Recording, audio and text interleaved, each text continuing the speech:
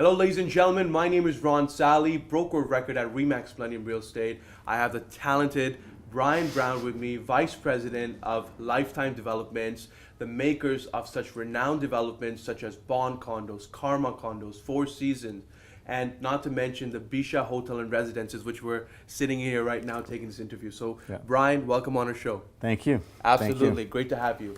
Now, first and foremost, we're going to be talking about XO Condos, which is launching very shortly, which is coming on King and Dufferin.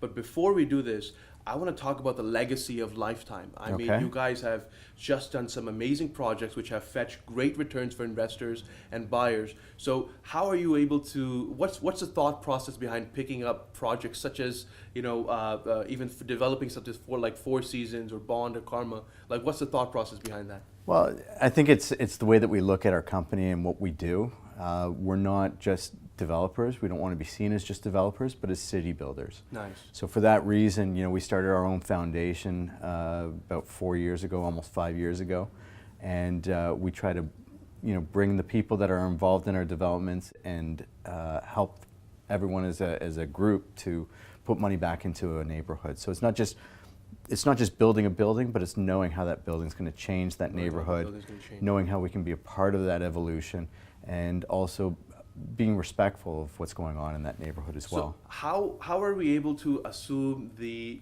consumer demand 4 to 5 years down the road? How do you know what we're going to build now is going to be relevant in terms of 4 to 5 years down the road? Well, it's knowing the market, it's spending time with the community, but it's also working with good consultants and good architects and designers.